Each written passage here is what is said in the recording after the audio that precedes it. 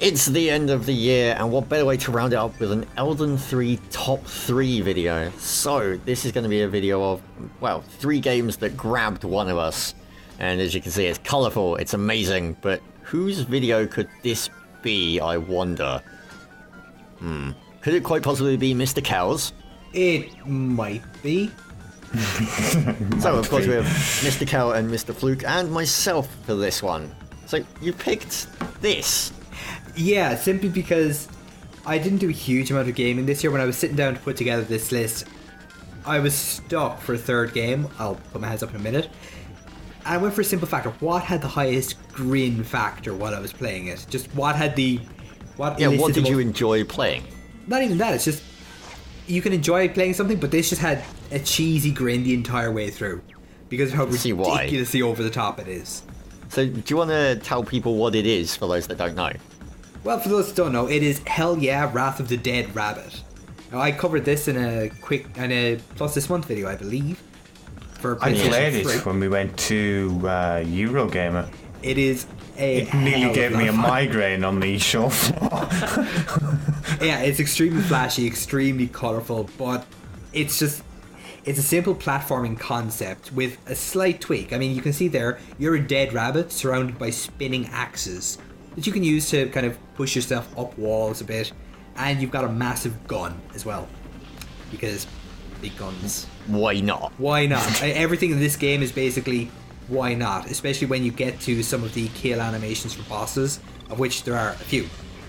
But it reminds me of a lot of the mental Japanese kind of anime games that you get ported over onto British platforms or into English language platforms, but they don't port any of the language, so you don't really know what's going on. You just get mental animation. Yeah, it can be that flashy sometimes, but luckily it's not quite as difficult as some of those games you mentioned. See, this was always one of those games that I wanted to play but never got round to, and watching this, it's a bit crazy. It takes a while to work out your way around, like, especially a lot of levels you've got to go one way, hit a button or kill a boss, come back a way you've already came to go a slightly different way because you've opened a door somewhere. There's a lot of back and forth, which gets really confusing, and a lot of trying to jump up to areas and totally failing. Is that like this bit here? Like, you've just gone into Zone D? Is that, I'm guessing, like, that would have been closed off at some point? Am I right that was closed off a bit earlier. There was a boss I killed that ended up opening it up. So now I'm trying to get past this next area to get to kill another boss to open up a closed door that was a little bit earlier. So, there is a good bit of back and forth. And there's not a huge amount of changes as you go through levels multiple times. Like, enemies do respawn. But you get little things like this kill animation, where it's just do something and get a gaming reference. My mind is full of what? Yeah. So, yeah, they're ridiculously over the top, and it's pure... It's just awesome. I mean, there's no other way to describe it than that. It's easily one of the games that I enjoyed playing most this year. So it was just feel-good factor then? Like, did you instantly fall in love with it, or was it a case of it took a little while to grow on you? Honestly, because of the way the intro to the game works, it was pretty much instant. Like, the opening sequence has one of those big animations going as you kill something, then you get the spinning axes of death around your character, then you get a jetpack, and then you get a big gun. So it's just kind of, yeah, here's a lot of awesome stuff, and go do crazy stuff with it. Right, so have you actually gotten to the end? I haven't, because there is a level that is currently absolutely destroying me. It's one of those games. So the difficulty ramps up then? It does get fairly difficult. Some of the boss fights as well can get pretty intense the way they go on. But it's mostly about kind of accurate platforming towards the end, and the one thing that I'm terrible at is aiming where you're going to shoot while jumping through an area, because it's done with a twin stick system. So you control where you're going with the left stick, you aim with the right stick, and then you press R2 on the PS3 controller to fire. So is this a mob or a boss? This is I'd classify him as a mini-boss. You appear to be cheesing him as well. No. I thought I was, but yeah. Oh, it won't actually let you hit him. Is that because there's... I guess we're going to see. There we go. Yeah, a gimmick. A gimmick. There are so many gimmicks, but it's just... They always lead to little animations that end up having a kill animation that's related to whatever little minigame you've just done. For example, this. What? So, did he just... What? No. Yep. And it just keeps getting better. So does that happen? Like, is that a one-off mob type then? Do you encounter that type of mob again? Some get repeated, but some are unique. It depends on whether it's like a mini boss like that guy or a final boss. Like every level that I've seen so far, the end boss and kind of halfway boss is pretty unique in the way they die. Okay, that was my wondering then, because that animation, while you watch it once and you're like, the reaction I just had of what no, and you're grinning your eyeballs out, if you have to go through that multiple times... No, there is a good variety when it comes to the animations that can happen. So it never really gets old, because you might see the same one 2 to 3 times in a full play, like through the entire game.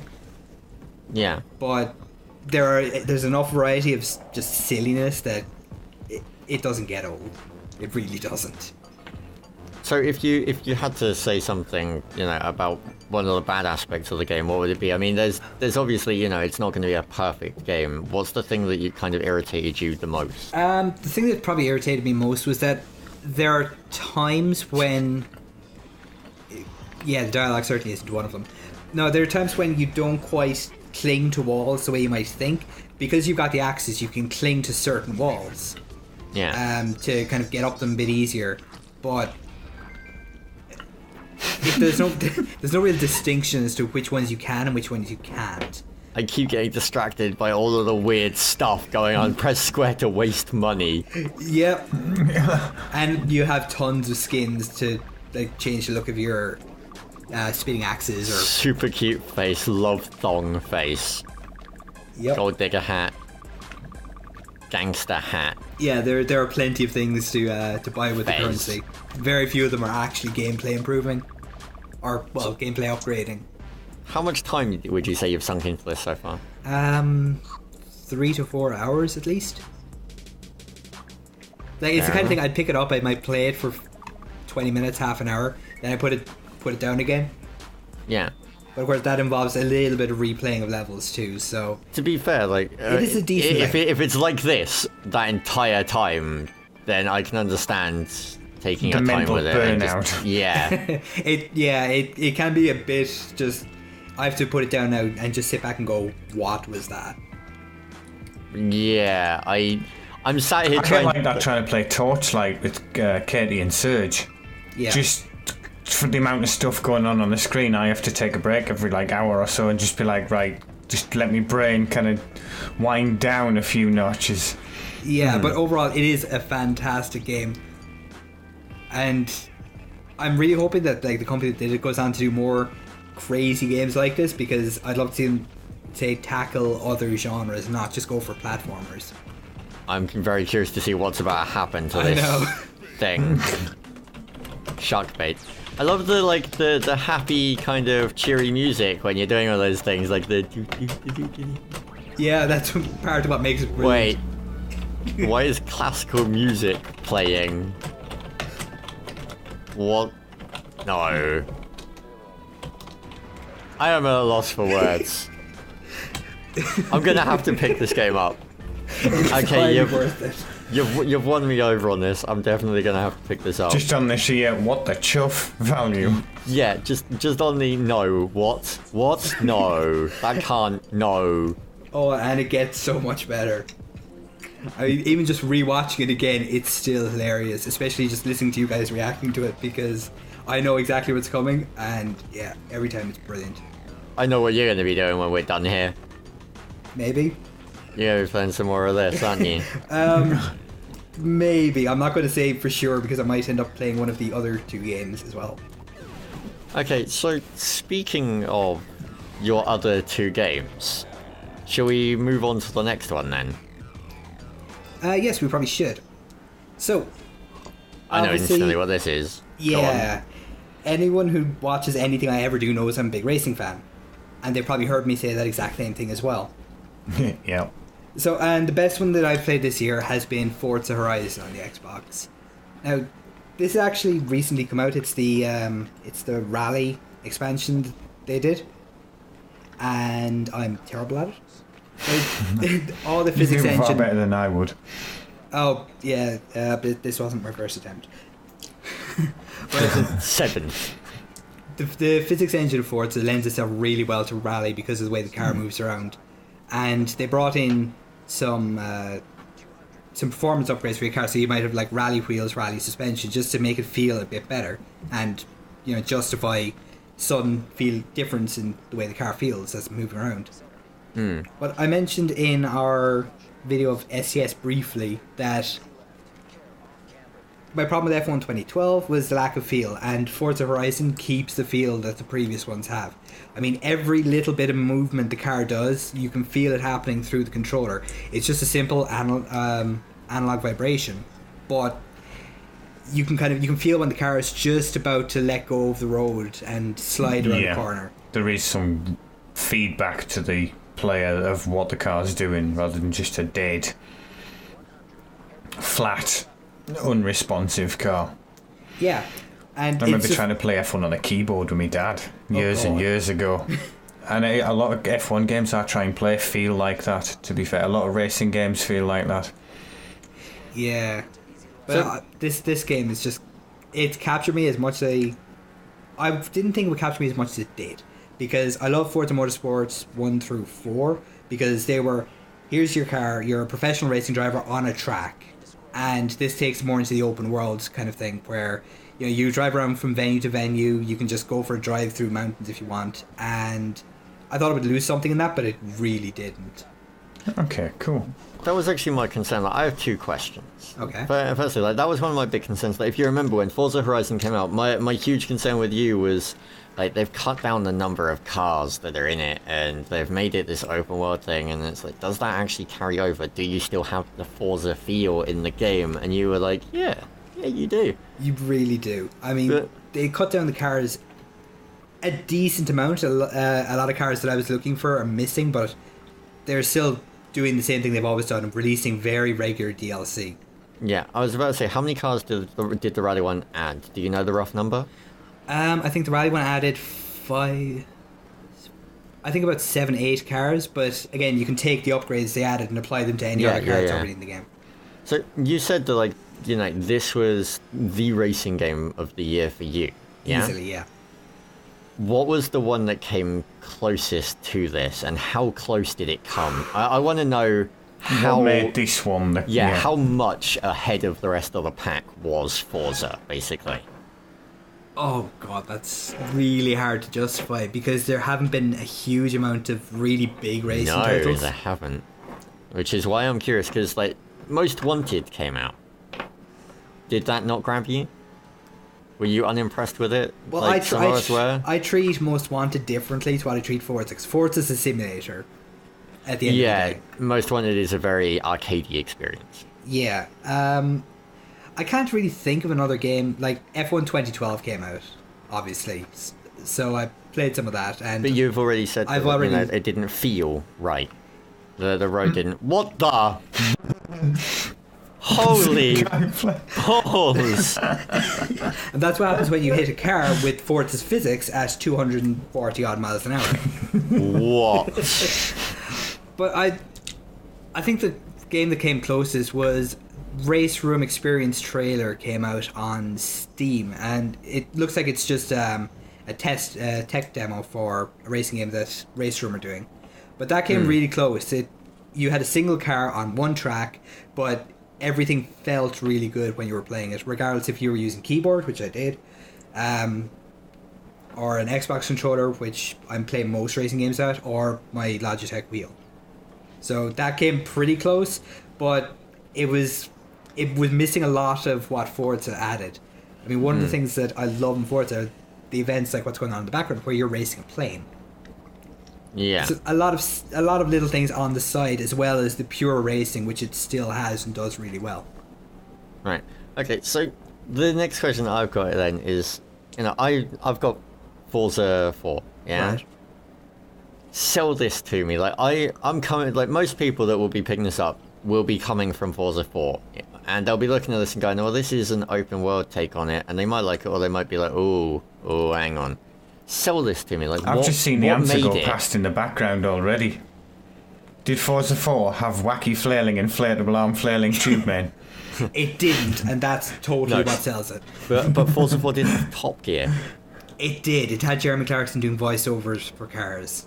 So sell this to me. Like what makes it different to Forza 4? What grabbed you? What made it for you? Just sell it. Okay, from a pure racing standpoint, the one thing that Forza Horizon really added that weren't in Forza 4 and the previous ones were different types of road surface.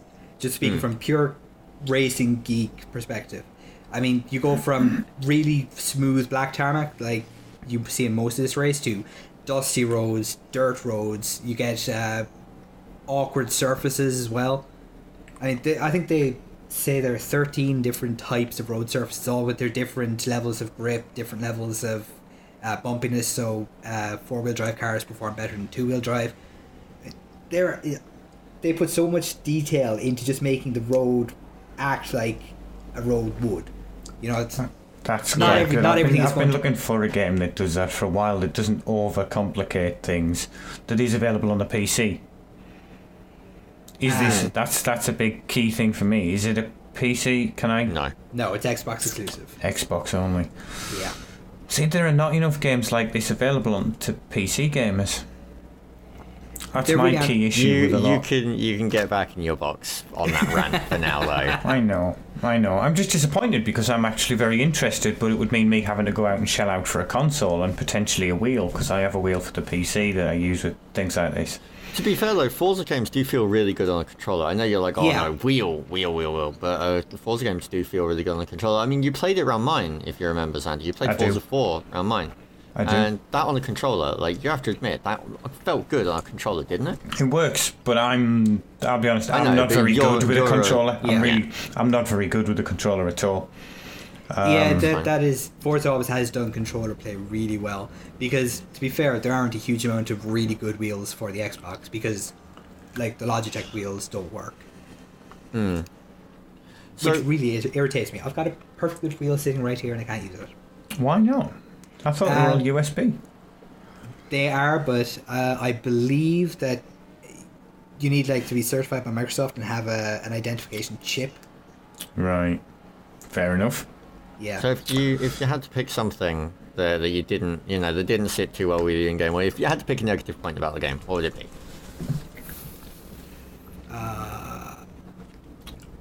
Can't think of one. It's certainly not the graphics, mind, because I'm just looking at the reflections on the car and thinking, this is really pretty. Would it be the fact that they took out the ability to tweak your car as much as you could in Forza 4? No, because you still you don't have as fine a control over the specific components. But do you think the one in Forza 4 was unneeded? Like, that was a lot of tweakage. It gave a lot more depth that I didn't really make use of, because I'm not at that level of car nerd. Lack of number of cars, then? Like you mentioned that there was something you were missing.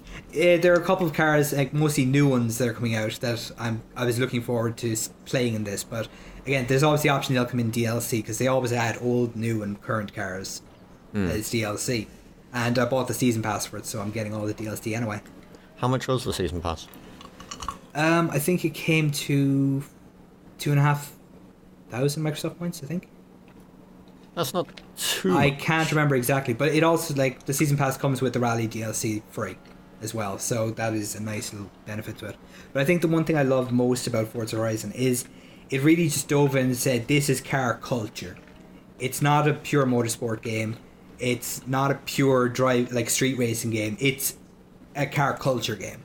You've got things you can be driving around, I took out this really old Aston Martin and I was like, you know what? I feel like just going for a drive through some of the... See, that's why I like the old games. I used to love doing that with some of the older Need for Speed games when they were a bit more like this. I don't know if you played any of the older Need for Speed games, but 2. They were much more like this.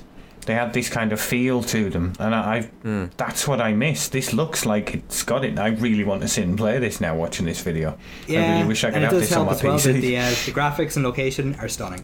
Yeah, well, it's beautiful. Come around mine, Xander. I'll pick up a copy. Now this one I know. Ooh, I know what this one is. Easily my game of the year, and it came, I pegged this as game of the year when it came out in March. Really? And that opinion never shifted. Really? Yeah. Wow. So Xander's not going to know what this one is. Do you, Xander? No. This is Journey, PS3 exclusive title from that game company. And the reason I kind of was really looking forward to it before it came out, I refused to look at trailers or read any previews of it. All I saw was the company name. And the previous games they had done were Flow and Flower, which again were PS3 exclusive, except for Flow, which recently came out in PC. I remember Flow. They're purely games you sit down and there's no overly complicated story to keep track of. There's no complicated control schemes to memorize. I mean, this game, you start it up, it tells you can tilt the controller or use the right stick to look around. X is jump. And circle is to sing. That's it. Then it just leaves you alone on a desert mound to do what you want. Yeah, they focus on games that are more like experience based than anything else. It's an experience. And Journey definitely was that. I picked it up the day it came out. I sat in here for a relatively short amount of time. It's about 2.5 hours long, if you are somewhat taking your time. But what it does in those 2.5 hours is somehow you end up getting really invested emotionally into the game. I have no idea how they do it, but it's just through, I believe it's through the subtle audio hints, the simple soundtrack, the simple gameplay where you can just get immersed. Yeah. And I don't, it's just something that not a lot of games have managed to do. Just cause that kind of response. And it's the kind of game that everyone who owns PS3, I tell them to get it. You play with other people, right?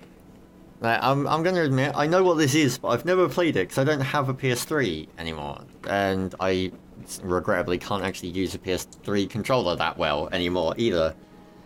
But you play with other people, right? It has a very unique multiplayer system. There can be one other person in your game. I believe there was a quick vision of one earlier, but they were away or something. Now, hang on. Are they in yours or are you both in the same one? Do you know what I mean by that? You're both in the same one. Okay. So you could be walking along and you might see a shadow off the side of your screen. Go over, it's a person. They're doing their own thing, and it's very seamless. Like, you just start up a new game. You choose whether or not you want to have online connectivity, and that's it. You could just randomly come across someone in the world doing their own journey. So it's Dark Souls for... Well, there are no other examples that I can think of. It's Dark Souls in the fact, you might randomly see the ghost of someone else running through the area that you're in. Well, no, because it's actually another controlled character. Yeah, but I mean, like, that's the closest example I can come up with. In Dark Souls, when you're running around, you'll see the outline of a player that is playing at the exact same time, and there you can see essentially like an outline of them in their world and what they're doing. Yeah. But it's that taken to the next level. It's actually they are in your game and you are in their game, and you can help each other and that kind of stuff. You find there's a lot of people still playing it that they'll go through a game simply to kind of show you where some hidden items are or some hidden areas that you may not have seen before. And you can help each other to some extent. Like, one of the mechanics of the game is your scarf, which, as it's fully charged with runes, you can kind of fly and float. Like you're doing here. Yeah, and as you fly around, your energy gets used up, so it loses symbols. If you're standing beside someone else, you kind of recharge each other's power. Oh, that's quite cool. It makes it a little bit easier to get around, but it's by no means required. You can completely do it solo. Yeah. But the beauty of this game is you never know who the other person is, and you've no way to communicate with them. So as you're playing, you come across someone, all you can do is a little sing animation on your character. Yeah, like that's one of the things I remember seeing at the time when it first came out was like people were like, whoever I was playing Journey with, thank you, and stuff like that. During the ending credits, you can see a list of the people you played with, but you have no idea if it was just some random person you spent 2 minutes with, or someone you spent half the game with. But it does add an element of no two playthroughs are the same, because you might run into someone different who will take you off somewhere else. I really like that, because in a way it completely breaks the language barrier. There's no way to communicate, but it doesn't matter, because the communication's becomes a lot more low level than that. Yeah, it's like, wait, does that guy want me to follow him? Is he trying to show me something, or is he just saying hello? Here, that's a real person, isn't it? Yeah. And it has zero impact on, like, there's no loading lag or any kind of jerk in the game. It's completely seamless, which is something I was extremely impressed with that it did. And there's no... Sorry, that would be really irritating if, like, you know, it's like, please wait, loading new player. Yeah. Please wait, player has disconnected. But I mean, please you can see as well, loading new player. There are no major UI elements. All you get is a little light around the side that tells you the rough direction of the other person. Yeah. That's it. Huh. So it's a big explore game, essentially. It's not that open. You're kind of pushed along a direction. Like, your objective is basically to reach the mountain with the light on it. You're shown it everywhere, and the idea is that you'll kind of see it and be like, hey, that's a landmark and I can head towards. And as you're going along, you might see another landmark, and it's like, well, I can go over there and check that out. So you could just technically head towards the mountain, in which case you'd be there in, what, like half an hour? No, because there are some story elements that take place where you get sidetracked. Okay. In terms of location. So you can't just do a straight walk towards it. There's a level progression system where, like, you gotta go, here's level 1, here's level 2, here's level 3. Yeah. But the way it does it is, it's just enjoyable to play through. I think that's the main thing that I took away from it, is I thoroughly enjoyed playing it start to finish. Even when I was recording it for this, I might have stopped the recording, but then I went and played the rest of the game again. Yeah. It sucks you in. Yeah. Well, there's nothing like it. It's hard to come up with a comparison, because it's a very... I hesitate to use the phrase because it puts it in boxes that, you know, it maybe doesn't quite deserve, but it's a very art game, if you know what I mean. Yeah, that's what I'm... But it feels that the way it's designed, the way everything is very carefully put together. There's a lot of attention to every bit of detail that you see. I think the best way I could describe it is it's an experience. Yeah. More than a game. There's a lot more thought goes into it than in that kind of way. Yeah. You mentioned it was quite short. Do you feel that detracts anything from the game, or does that just help make the experience that much stronger? It really doesn't detract from it, in my opinion, because every level there's a slightly different feel to every level in it, and no level have I come away from thinking that was too long, or I would have liked more of that. You know? Would you have liked it to be longer, or do you think it was just right? I wouldn't have minded if it was longer, but if it was justifiably longer. Yeah. If you understand what I mean by that. Like, making it longer for the sake of it being longer, I don't think I would have enjoyed as much. Yeah. Okay, but I can... The fact that everything kind of feels, all the levels feel like they're good length. You come away from the game thinking, yeah, that was a complete experience. I thoroughly enjoyed that. Fair enough. It works, you know? Excellent. Well, there you go. So, 3 games that I wasn't I'll admit, I wasn't expecting 2 of them on your list. You were expecting Forza. Yeah. Yeah, because it's you and the racing games and Forza. I was expecting that. Nope.